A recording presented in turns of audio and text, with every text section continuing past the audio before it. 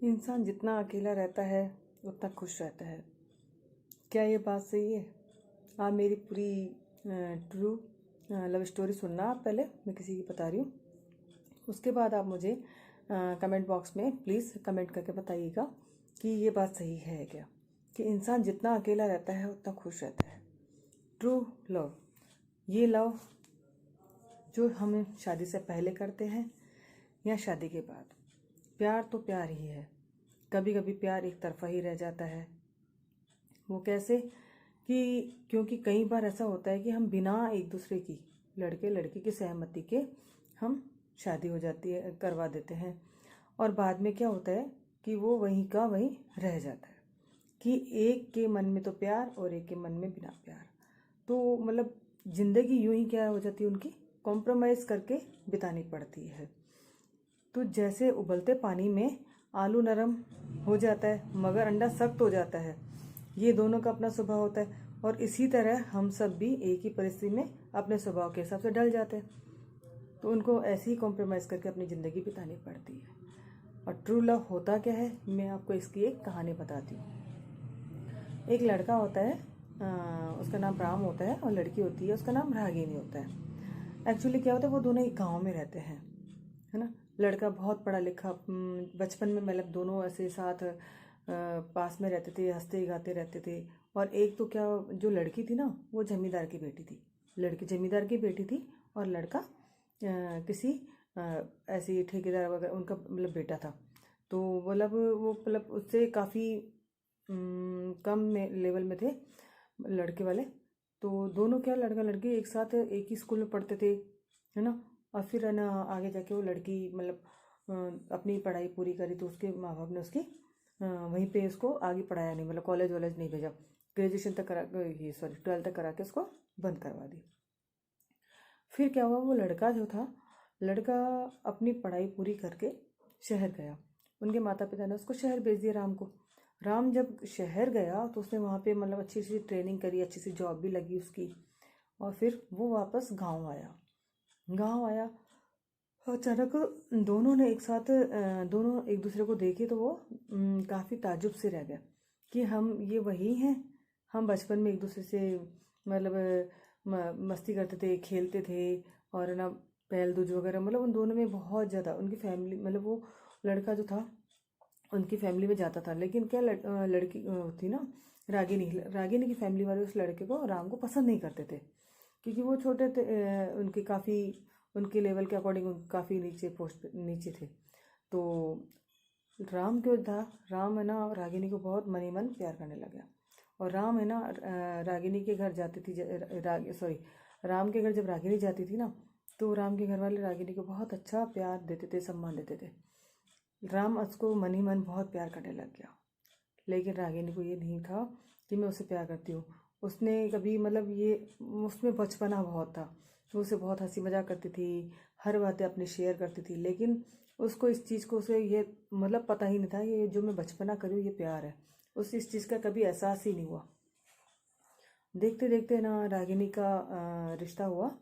उनके घर वालों ने बहुत ही अच्छे जमींदार, अपने लेवल के जमींदार से उसे बात चलाई। उस जमींदार से उसकी शादी हो गई रागिनी की। ऐसे दिन बीतते गए। रागिनी का जो हस्बैंड था बहुत ही अच्छा था। रागिनी की शादी को करीबन एक हफ्ता ही होता है। तो जब वो अपने वापस मायके में पग फेरे के लिए आने वाली होती है 7 दिन बाद, तो क्या हुआ कि पग फेरे के लिए जब आती है तो उसकी गाड़ी का, हस्बैंड के साथ आ रही है, तो उसकी गाड़ी का एक्सीडेंट हो जाता है। और वो बहुत तैयार होकर बैठी रहती है कि मेरे हस्बैंड मुझे मेरे मायके लेके जाएंगे। इतने में उसको खबर आती है कि उसके हस्बैंड आए नहीं, तो वेट कर रही थी। तो इतने में उसके पास ये खबर आती है, उसकी जो देरानी थी, बड़ी जेठानी थी, उसने उसको खबर दी। तो वो इस गप को बर्दाश्त नहीं कर पाई। वो मतलब बहुत ही रोती रही। उसे विश्वास ही नहीं होता कि मेरी शादी को भी एक हफ्ता ही हुआ है और मेरे पति का एक्सीडेंट हुआ है। वो मतलब पागल सी हो गई थी। उसे मायके ले जाया गया। वहाँ पे ही है ना उसके जो मायके में ले जाया गया। फिर मायके में से जब उसको ले जाया गया तो पति की जब मायके से ससुराल ले जाया गया, तो जब उसको पता पड़ा तो ये क्या हुआ अचानक। तो उनकी जो रीत थी ना, पहले पुराने ज़माने में क्या होता, जब जिस लड़की का हस्बैंड एक्सपायर हो जाता था तो उसके बाल काट दिए जाते थे। तो उसकी जो दादी थी और घर वाले थे ना, वो इस टाइप के थे। क्या किया उन्होंने, इसकी मतलब बाल काटने को बोल दिया। जो उसकी जो जेठानी थी वो बोली मैं बाल नहीं काटने दूंगी। अभी इसके इतने लंबे लंबे केश, इसकी अभी दोबारा शादी हो सकती है, मैं इसके केश नहीं काटने दूंगी। उसने उसके खिलाफ आवाज़ उठाई, मना कर दिया कि मैं रागिनी के बाल नहीं काटने दूंगी। रागिनी भी बहुत रोई। मतलब फिर रागिनी के घर वालों ने बोला आके कि रागिनी को हम मतलब जैसे उनकी रस्म वगैरह सब पूरी हो गई है ना, 12 दिन हो गए। तो फिर उसने रागिनी के माता पिता ने उसकी अनुमति चाहिए है ना, कि हमें अनुमति दो कि हम रागिनी को वापस हम हमारे घर लेके जाना चाहते हैं। बट रागिनी साहब मना कर दिया कि मैं घर नहीं जाऊंगी। और रागिनी की जो जेठानी थी उसने भी यही बोला कि ये हमारे घर की अमानत है, हम इसे घर नहीं भेजेंगे, हम इसे घर नहीं भेजना चाहते क्योंकि ये हमारे घर की अमानत है। ये तो ना कि ये ना उसके हस्बैंड नहीं रहते कि ये हमारे घर से चली जाएगी। तो वो गई नहीं, वो है ना अपने ससुराल ही रहने लगी। ससुराल में रहते रहते उसकी जेठानी से बहुत ज़्यादा उसका लगाव था, मतलब उसको अपनी बड़ी बहन मानती थी। उसका एक छोटा बेटा था, वो भी उसको अपनी चाची को छोटी माँ करके बुलाता था और बहुत प्यार करता था। अचानक पता है ऐसे ज़िंदगी हंसी खुशी थोड़ी बहुत चलती रही, लेकिन वो फिर भी है ना ऐसे उदास रहती थी क्योंकि उसके पति के जाने का बहुत गम था। हालांकि वो उससे प्यार तो नहीं करती थी शादी, लेकिन उसे शादी के बाद प्यार हो गया था है ना। वो सोच रही थी कि शादी हो गई, चलो हंसी खुशी ज़िंदगी बिताएगी, लेकिन वो उस बात को भुला नहीं पा रही थी। अचानक एक दिन क्या हुआ, जब उसकी जेठानी को किसी शादी में जाना था, उसकी जेठानी को किसी शादी में जाना था, तो वो शादी में बोले कि हम आज जा रहे हैं और आप ध्यान रखना। तो क्या हुआ कि रागिनी अकेली थी घर पे और जेठानी का बेटा भी घर पे ही था छोटा सा। तो रागिनी की जेठानी थी, उसने बोला कि इसका तो ध्यान रखना। बोले मैं छोटी माँ के साथ इसका छोटी मम्मा का ध्यान रखूँगा। चलो अच्छा, ऐसे करके वो दोनों उसके जेठ जी और उसके जेठानी चले गए शादी में। रात को उसकी जो जेठानी है वो तो नहीं आई, लेकिन जो उसके जेठ जी थे वो आधी रात को आए। तो उसने गेट खोला, उसके जो जेठ जी थे वो बहुत पिए हुए थे, बहुत ज़्यादा पिए हुए थे। और ना उसने मतलब अपने बस में ही नहीं थे उसने क्या किया, रागिनी को देखा और उसको बोला कि मुझे बहुत दुख हो रहा है, तो इतनी छोटी सी आयु में विधवा हो गई है ना, कोई बात नहीं, छोटा नहीं है तो मेरा भाई नहीं है तो उसकी कमी मैं पूरी करूँगा। ऐसे करके उसने उसको मतलब उसका कर दिया बलात्कार वगैरह, और उसके मतलब बहुत ही गलत किया उसके साथ बहुत गलत किया। वो बहुत चीखी चिल्लाई, लेकिन वो छोड़ा नहीं उसको। अतः इतने में ना उसका जो बेटा था खुद का है ना, उसके जेठ जी का, वो उसकी नींद खुल गई, छोटा था वो, 6-7 साल का था करीबन। तो वो उठ के आ गया और उसने अपनी चाची को खूब बचाने की कोशिश करी, लेकिन उसके पापा ने उसे नहीं छोड़ा। आगे उसकी इज्जत उसने लूट ली जेठ जी ने। वो रोती रही, चिल्लाती रही।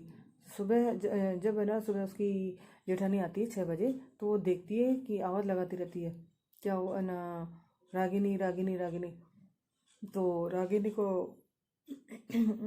है ना एकदम से रोती रहती है अपने कमरे में। तो उसके जब बेटे को आवाज़ लगाई तो वो बेटा गया, माँ दरवाज़ा खोलो। उसे दरवाज़ा खोला तो बोला कि तुम्हें किसने बंद किया? बोले पापा ने मुझे रात को रूम में बंद कर दिया, और है ना पापा ने चाची के साथ पता नहीं क्या क्या किया। तो एकदम से जब है ना ये चीज़ है ना उसके मतलब जेठानी ने सुनी, तो उसे बहुत शर्मिंदगी हुई कि जो जेठ बाप समान होता है उसने उसके साथ बहुत गलत किया है। वो बहुत रोने लगी।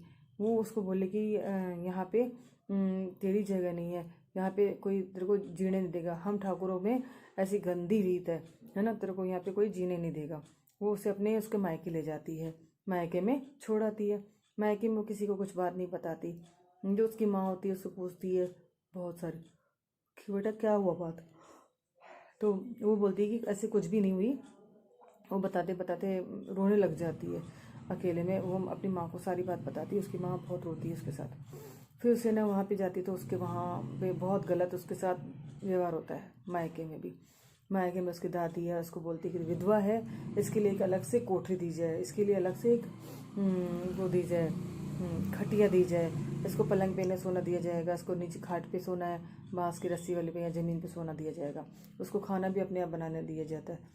तो वो ऐसे ज़िंदगी बिताती है। अचानक उसकी सहेली जो पुरानी जो उसका बचपन का दोस्त था राम, तो उसकी जो बहन थी ना, वो इसकी रागिनी की बहुत पक्की सहेली थी। उसकी शादी हो जाती है तो वो अपने मायके आई होती है, तो वो रागिनी को उससे मिलने आती है।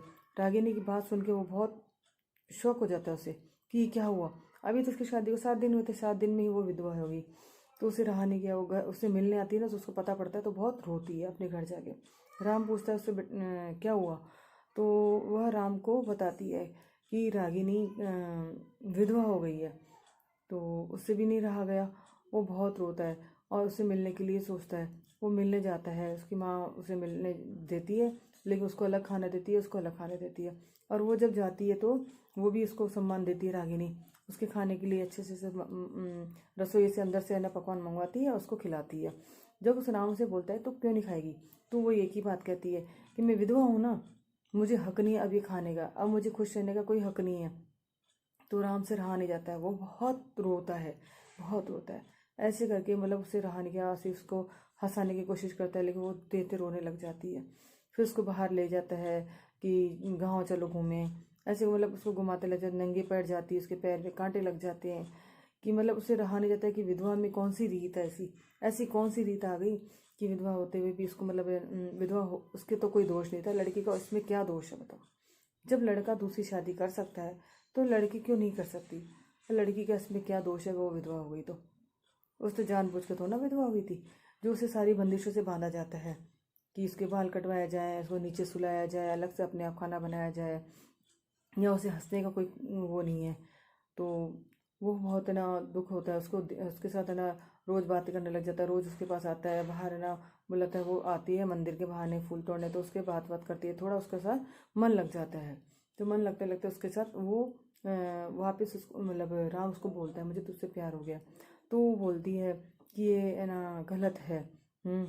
तो वो भी है ना उससे प्यार करने लग जाती है, दोनों को बहुत ज़्यादा प्यार। फिर वो बोलता है कि मैं तुझे बचपन से ही प्यार कर रहा था।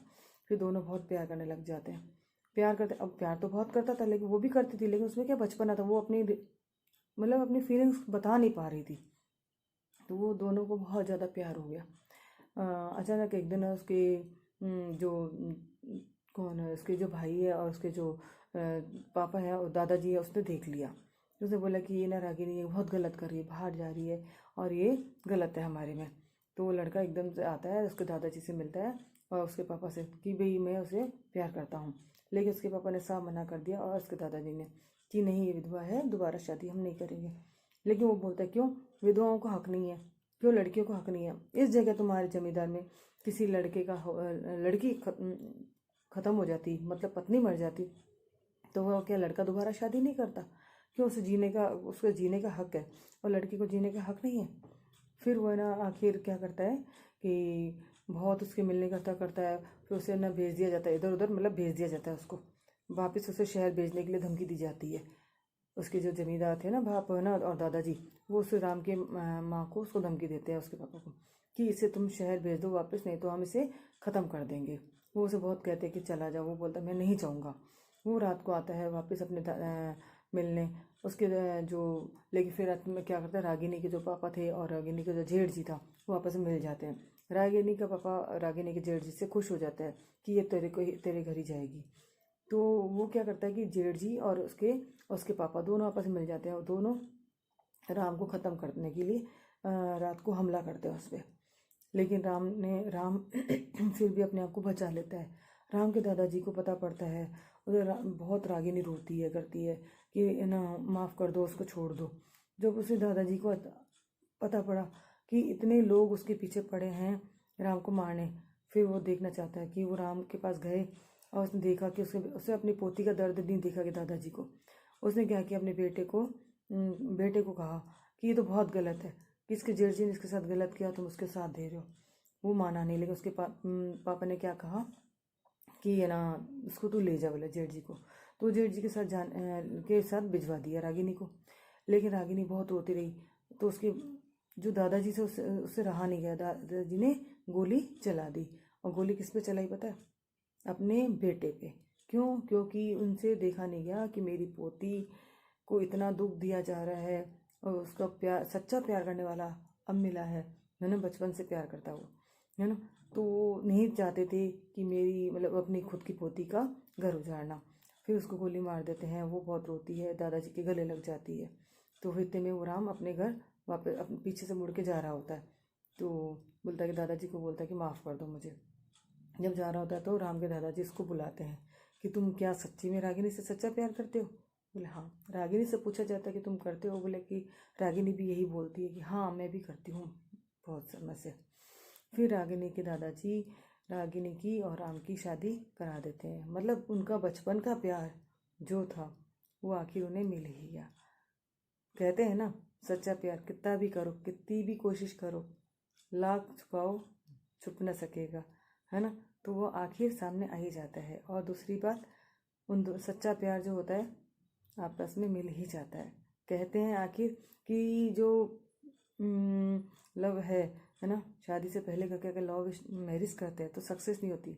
कौन कहता है सक्सेस नहीं होती? सक्सेस होती है, लेकिन 100 में से 5% या 1%।